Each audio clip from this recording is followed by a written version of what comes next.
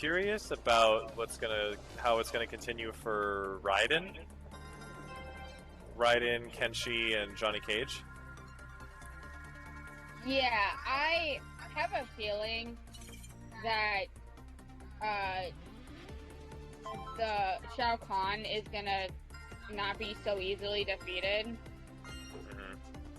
Because this time, it's funny, is this time Raiden is the chosen one, where before it was Liu Kang that was the champion. Oh, yes. So this time it's Raiden.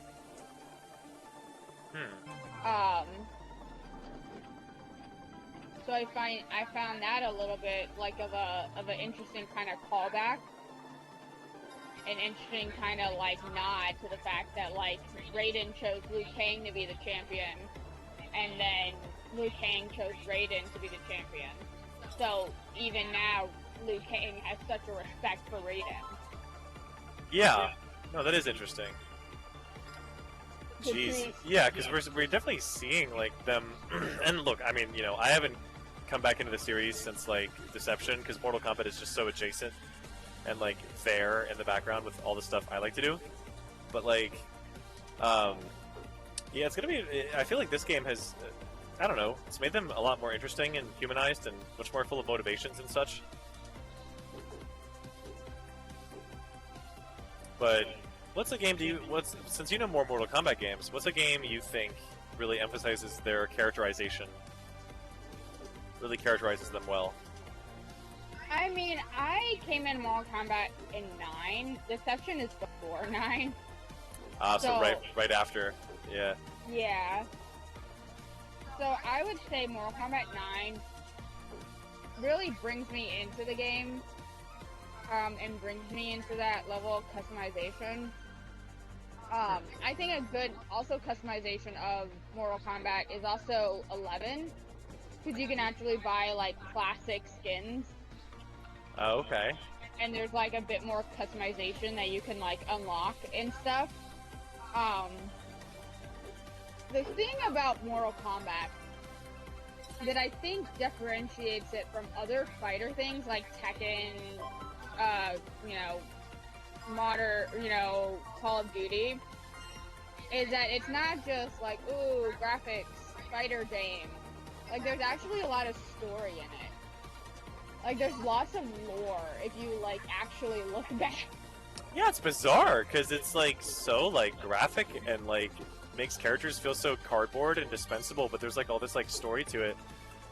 Like, this, I was, like, almost, no, I was somewhat young, but I remember, like, almost freaked out at the level of story that Deception had, because the whole thing is it's called Deception because there's this guy named Shujinko, and I really gotta look into the story again because I don't really get it, but the whole thing is called Deception because Shujinko apparently goes on a journey to, like, be this, like, martial arts fighter, join the Mortal Kombat tourney.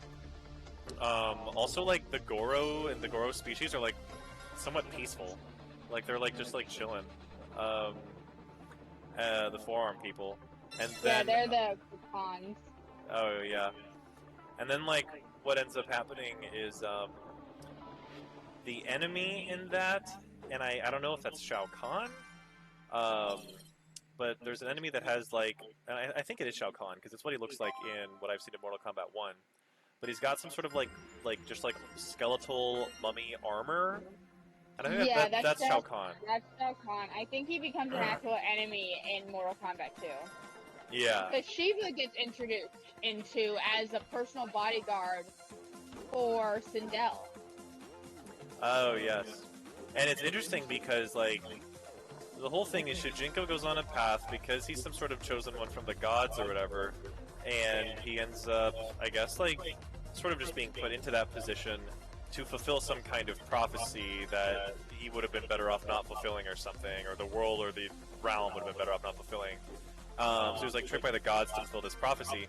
And so I gotta get back into that, because I'm like, what prophecy was that, I wonder? And well, and also 9 is so cool. Yeah. Because you get to see kind of everyone working together. It's also, you know, sit over here. Oh yeah. Was once supposed to be respectably threatening, and now has become like a Valentine's Day card. Get over here, wink wink. Yo. Although now we get to have the new one with Mortal Kombat 1, where they're like, you will be bread, and Liu Kang's like, bet? That's Kung Lao. Kung Lao will be like, bet? He like say less, actually.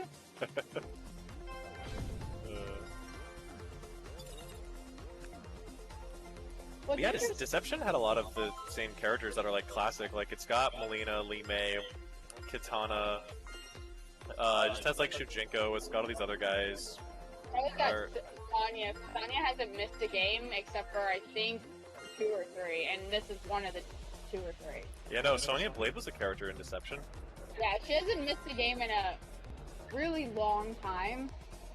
I think the only 2 characters in Deception that are not, and because you said Deception was like a side story piece. Yeah, it's like a side story. Because when you, let me look up the thing because I'm pausing my mushroom. Because there's only 2 characters in Deception that are for that are exclusive, which is Drunken Master and Shujinko. Because here's the thing, in Mortal Kombat 9, there's a guy who looks like, the human version of Panda from, the freaking, martial arts animated movies. Oh, Kung Fu Panda? Yep, he looks like the human version of him. Huh. Quan Chi? I don't... Not Quan Chi, hold on. Because he lays on that eyeliner pretty thick. Yeah, no, it is not him. MK.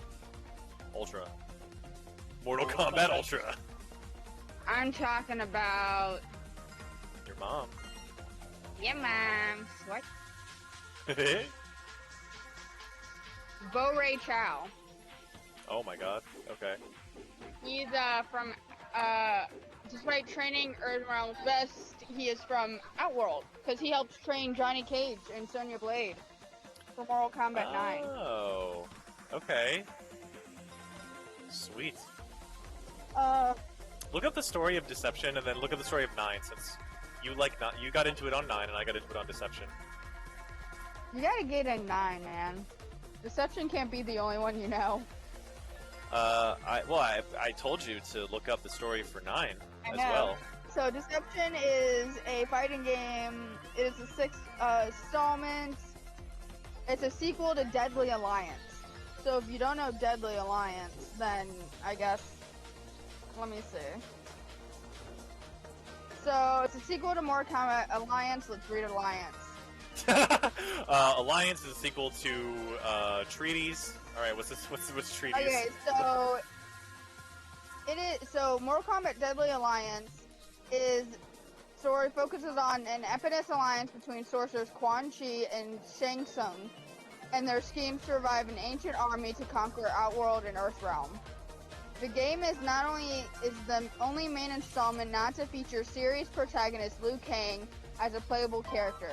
It is also the first game in the canon series to not have the involvement of co-creator John Tobias, as he left midway in 1999 to pursue other interests. Huh. So here's the plot.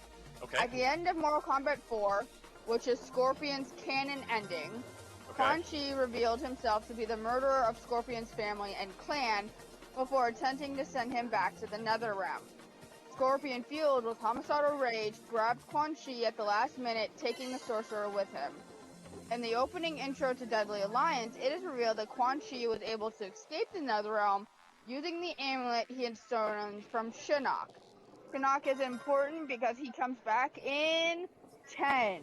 Oh, really okay. Fucking weird. I hate Shinnok. It took me 20 times to beat him, and I hated his ass. Oh, yes. I hated Shinnok. Anyways, he appears in a tomb containing several mummified remains in ancient runestone, which reveals that the remains are undefeatable army of long-forgotten ruler of Outworld, simply known as the Dragon King.